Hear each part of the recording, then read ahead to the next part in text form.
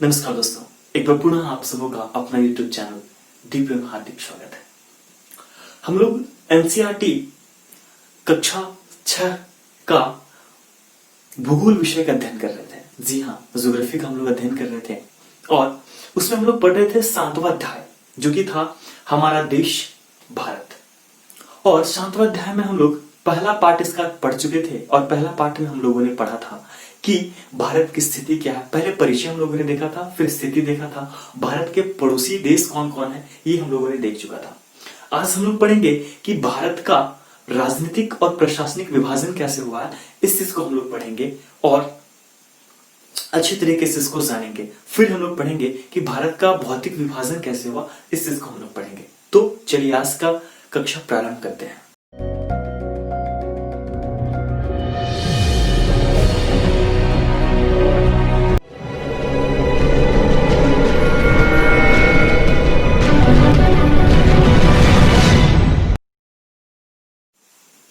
भारत की राजनीतिक और प्रशासनिक विभाजन की बात करें हम लोग तो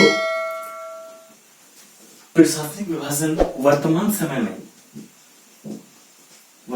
में भारत में 29 राज्य 28 राज्य और 9 केंद्र शासित प्रदेश है। कितना?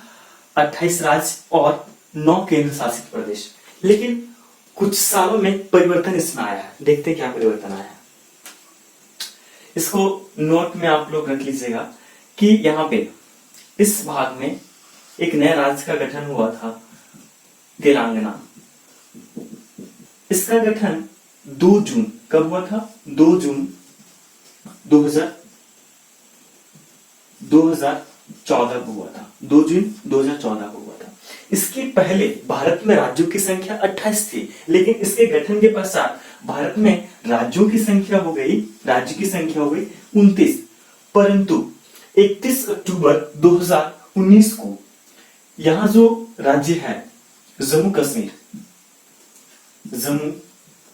कश्मीर, इस राज्य का विघटन कर दिया गया। 31 अक्टूबर 2019 को वह अधिकार में आया और इसका विघटन हो गया और इस राज्य को राज्य का मान्यता से हटा करके केंद्र शासित प्रदेश के रूप में रखा गया।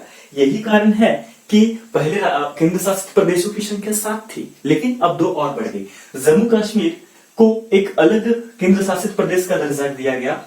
कब? 31 अक्टूबर 2019 को। ठीक है, एक अलग केंद्र शासित प्रदेश का दर्जा दिया गया और लद्दाख का भाग को काट दिया गया और लद्दाख पहला जम्मू कश्मीर एक अलग बना केंद्र शासित प्रदेश और दूसरा लद्दाख एक अलग बना और इसका राजधानी नया बनाया गया लेह। इसका एक नई राजधानी बनाई जिसका नाम रखा गया लेह। तो इस प्रकार से भारत का राजनीतिक और प्रशासनिक विभाजन आपको देखने को मिलता है। अब हम लोग पढ़ेंगे कि भारत का भौतिक विभाजन कैसे किया गया, इस चीज को हम लोग जानेंगे। भारत का भौतिक विभाजन, अगर हम सामान्य तौर पे देखें तो भारत का भौतिक विभाजन में बहुत सारी विभिन्नताएं नजर आएंगी। एक्चुअल में सबसे पहले समझते हैं कि भौतिक विभाजन का मतलब क्या होता है। फिजिकल स्ट्रक्चर, बिल्कुल सामान्य शब्दों में समझिएगा इस चीज को कि आप लोगों ने देखा होगा अपने आसपास क्षेत्रों में कि कुछ भाग ऐसे होंगे जो बहुत ही ऊंचा होंगे, कुछ भाग ऐसे होंगे जो बहुत ही समतल होंगे, कुछ भाग ऐसे मिलेंगे जो कि बहुत ही नदी के किनारे अवस्थित हैं। ये आप लोगों ने अपने आसपास के क्षेत्रों में ऑब्जर्व किया होगा। ठीक इसी प्रकार से अगर हम भारत के संपूर्ण भारत को देखें तो भारत में भी बहुत सारी विभिन्नताएं नजर आती हैं और जो स्थाकृति में बहुत सारी विभिन्नताएं नजर आती है, उसी विभिन्नता को भारत का भौतिक विभाजन के रूप में हम लोग देखेंगे। एक एक करके हम लोग देखते हैं। सबसे पहले हम लोग देखते हैं हिमालय पर्वत। भौतिक विभाजन की बात करें तो इसको कई भागों में बांटा गया। एक एक करके पहले देख लेते हैं। पर्वत, दूसरा पठार, तीसरा मैदान, चौथा मरुस्थल, पांचवा तटीय भाग और छठा द्वीप समूह। यह विभाजन है भारत के। एक एक करके हम लोग समझते हैं। सबसे पहले हम लोग आते हैं पर्वत पे। तो पर्वत का अगर हम लोग श्रेणी देखते हैं तो ये यहां से प्रारंभ होकर के, इस छोर से प्रारंभ होकर के, इस ऐसे करके ये भाग, तो ये जो भाग नजर आ रहा है ना, ये भारत का पर्वतीय भाग के रूप में इसको जाना जाता है। ठीक है, लेकिन इस जिसको हिमालय के नाम से जाना जाता है, किस नाम से? हिमालय, जो कि भारत के उत्तर दिशा में अवस्थित है। हिमालय से आशय है, हिमालय क्यों कहते हैं इसको दो भागों में हम लोग बांटते हैं। तो एक है हिम प्लस आलय। आलय, हिम का मतलब हो जाता है बर्फ और आलय का अर्थ है घर, मतलब कि बर्फ का घर। अर्थात समझ पा रहे होंगे कि हिमालय क्या है? बर्फ का घर है, मतलब कि बहुत सारा यहाँ पे बर्फ है, पूरा क्षेत्र में बर्फ ही बर्फ फैला हुआ है, जिसके कारण से इसको क्या बोलते हैं? हिमालय बोलते हैं। हिमालय, अब हिमालय के अगर हम लोग हिमालय को और अध्ययन करते हैं विस्तृत रूप से, तो हम पाएंगे कि हिमालय को मुख्य 3 भागों में बांटा गया है मुख्य रूप से। सबसे पहला जो है इसका ऊपरी भाग, सबसे उत्तरी भाग में है, इसको हिमालय किस नाम से? वृहत हिमालय, वृहत हिमालय के नाम से जाना जाता है हिमालय। इसको हिमाद्री भी कहते हैं। क्या बोलते हैं? हिमाद्री, हिमाद्री के भी नाम से जाना जाता है। और इसके जो बीच वाला भाग है इसको मध्य हिमालय, क्या नाम से? मध्य हिमालय के नाम से जाना जाता है। और जो सबसे नीचे वाला भाग है ना, जो दक्षिणी भाग होगा, इधर से अगर इधर उत्तरी भाग है तो नीचे साइड में ऑब्वियसली दक्षिणी भाग होगा ना, तो जो नीचे वाला भाग है इसको शिवालिका, शिवालिका श्रेणी के नाम से भी इसको जाना जाता है। तो ये तो हो गया पर्वत। अब आते हैं हम लोग पठार पे। तो हम लोग पठार पे अगर चलते हैं तो पठार मुख्य रूप से हम लोग पठार की स्थिति को देखें तो लगभग त्रिभुजाकार है। ये लगभग त्रिभुजाकार है। ठीक है, ये अरावली तक फैला हुआ है, ये और जाएगा इधर।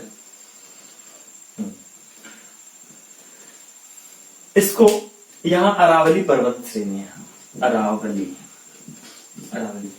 तो ये लगभग त्रिभुजाकार है पठार। ठीक है, और यह जो क्षेत्र है इसको भारत का पठारी भाग के नाम से जाना जाता है, जो कि खनिज संपदा से भरपूर, यहाँ पे बहुत ज्यादा खनिज संपदा पाया जाता है, भरा पूरा क्षेत्र है ये। छोटा नागपुर का पठार इधर है। संपूर्ण भाग को प्रायद्वीपीय पठार के नाम से जाना जाता है। इधर छोटा नागपुर का पठार, छोटा नागपुर। ठीक है, ये अरावली की पहाड़ी है, जो कि विश्व की सबसे पुरानी पहाड़ी है। ये पहले भी मैंने इस पर डिस्कस कर रखा है। अब आते हैं हम लोग मैदान पे। तो जो मैदान की अगर हम बात करें तो गंगा, ब्रह्मपुत्र और सिंधु, ये 3 मुख्य नदियां और इनकी जो सहायक नदियां हैं, इसके द्वारा मैदान का निर्माण किया जाता है। ठीक है, जिसको समतल भूभाग के रूप में जाना जाता है। जो समतल भूभाग होता है, भूभाग में ऐसा समझिएगा कि जो बिल्कुल समतल प्लेन एरियाज होते हैं और नदी के द्वारा निर्मित होते हैं, उसको मैदान के रूप में जाना जाता है। देखिए, यहां से ये जो भाग है ना, ये वाला भाग, मैं कलर चेंज कर देता हूं, देखिए ब्लू ले लेता हूं। ये वाला जो भाग देख रहे हैं ना, ये गंगा का मैदान के रूप में जाना जाता है। और इधर ये वाला भाग ब्रह्मपुत्र के मैदान के रूप में जाना जाता है। तो ये मैदानी भाग होते हैं और बहुत ही उपजाऊ होते हैं, और यही कारण है यहाँ पे जनसंख्या अधिक निवास करती है। आगे बढ़ते हैं हम लोग। मरुस्थल, मरुस्थल, ये जो भाग आप नजर देख रहे हैं ना, राजस्थान का ये भाग है, ये मरुस्थल के रूप में जाना जाता है। किस रूप में जाना जाता है? मरुस्थल के रूप में इसको जाना जाता है। मरुस्थल से तात्पर्य यहाँ पे बहुत अधिक मात्रा में बालू पाया जाता है। रेतीला यहाँ पे जमीन होती है, बहुत ही अधिक मात्रा में बालू पाया जाता है। और हवा यहाँ पे मुख्य रूप से वायु एजेंट के रूप में काम करती है और विभिन्न प्रकार के स्थलाकृतियों का भी निर्माण करती है। और यहाँ पे वनस्पति की अगर हम लोग बात करें तो वनस्पति बहुत कम पाई जाती है और ये वहां पे खास किस्म की वनस्पति पाए जाते हैं। मैंने पहले भी डिस्कस कर रखा है, नागफेनी हो गए, कैक्टस हो गए, इस प्रकार के जिनको जल की आवश्यकता कम होती है, कंटीले झाड़ियां हो गए, इन सभी चीजों का यहाँ पे अधिक विकास पाया जाता है। आगे बढ़ते हैं हम लोग। तटीय भाग, अगर हम तटीय भाग की बात करें तो तटीय भाग से समझ में आ रहा है मतलब तट वाला भाग की बात हो जा रहा है, बिल्कुल सिंपल है। तो अरब सागर यहाँ पे आप सभी को मैंने पहले भी बताया, अरब सागर यहाँ पे बंगाल की खाड़ी। तो ये जो किनारे वाला भाग जो बच रहा है ना, ये किनारे वाला भाग, किनारे में जो अवस्थित है, इसको तटीय भाग के रूप में जाना जाता है। किस नाम से? तटीय भाग के रूप में जाना जाता है, जो समुद्र के किनारे अवस्थित है। आगे बढ़ते हैं हम लोग द्वीप समूह। अगर द्वीप समूह की हम लोग बात करें तो इस जगह पे कौन सा द्वीप है? तो लक्षद्वीप यहां पे अवस्थित है। और इस साइड पे हम लोग बात करें तो अंडमान निकोबार द्वीप समूह अवस्थित है। एक चीज मैं यहां पे बताना चाहूंगा कि बहुत से लोग कंफ्यूज होते रहते हैं कि अंडमान निकोबार द्वीप समूह बंगाल की खाड़ी में है या फिर अरब की खाड़ी में, ये कंफ्यूज होते रहते हैं।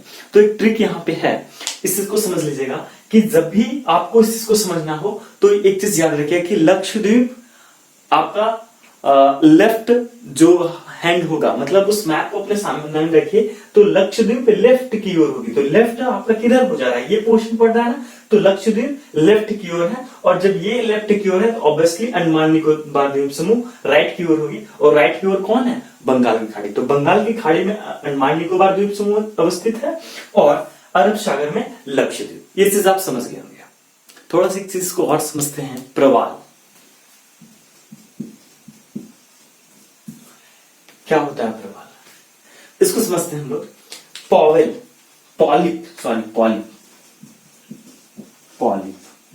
एक प्रकार का एक जीव है और जब यह मृत्यु को पा जाता है, मर जाता है, तो इसके जो अवशेष होते हैं, कंकाल कह सकते हैं, जो इसके अवशेष होते हैं वो जमा हो जाते हैं। होता क्या है कि मान लीजिए कि यह समुद्र में भरा हुआ था, ऐसे समझते हैं इसको हम लोग कि